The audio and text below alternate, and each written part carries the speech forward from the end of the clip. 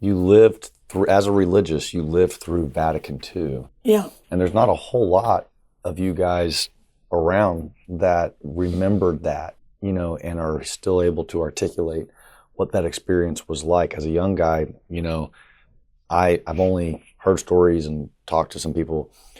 You've talked about Humanae Vitae as a very pivotal moment.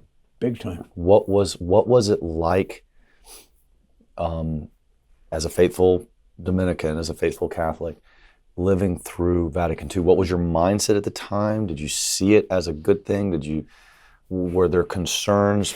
Were people aware of agendas that were going on? Like, what was the whole mindset looking back on it from now? Okay. How do you recall yourself living through that and thinking through it? Okay, the only thing we ever learned was Francis X. Murphy's expose that came in the New Yorker magazine.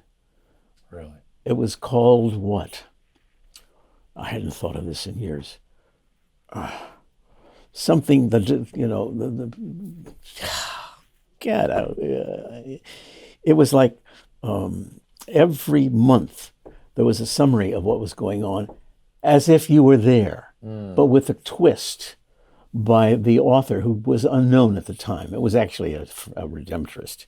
And you got the impression that there were two sides at Vatican II, the liberals and the conservatives. Yeah. The liberals were the superstars and the conservatives were putts. Yes, that's... And you know, I listened to all that, et cetera, but we knew that there were going to be some changes, but it didn't affect our lives. We were still living our lives, still reading St. Thomas, et cetera, et cetera. And it wasn't striking you young guys as like a major change in the church? Right now, no, because we were enclosed. We didn't go out. We didn't watch TV. We didn't listen. Just occasionally articles. But I knew, reading some of the articles that I was reading, that something was going on, principally with the liturgy. And then, but I wasn't a liturgist. And then could see a few things, but nothing.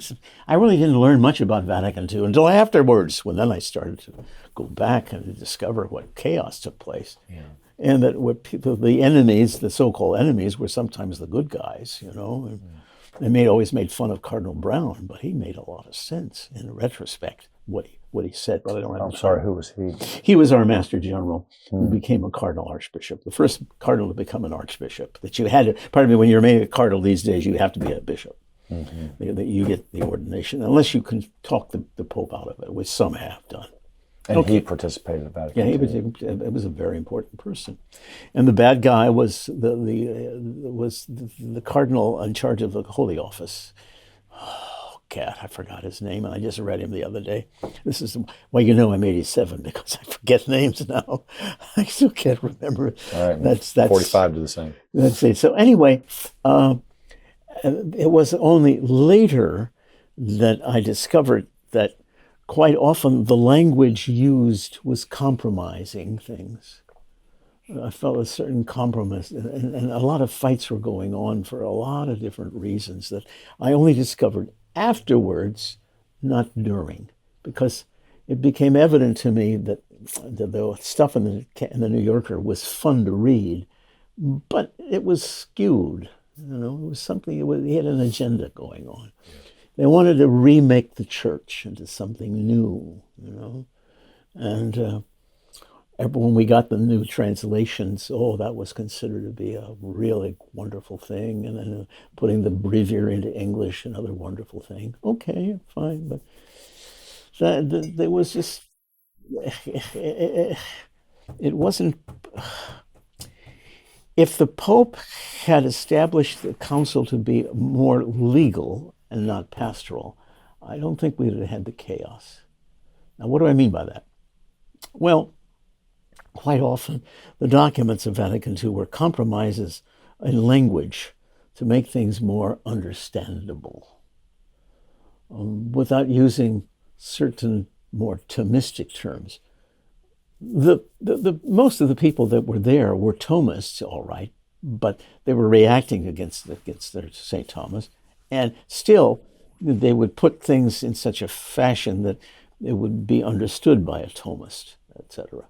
But as I say, at the time, I didn't see the consequences until now. Now I understand a lot. It should have been done a little differently, in my opinion. But that's my opinion.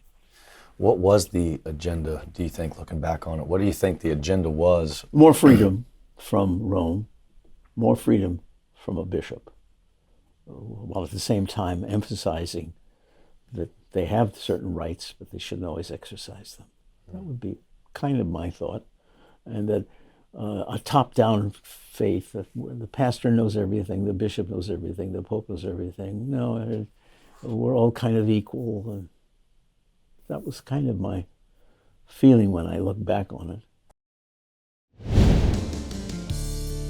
Hey, thanks guys for checking out the Conor Gallagher Show. Please take a moment to like, subscribe, or comment, or whatever you got to do to support it. And I appreciate that very much.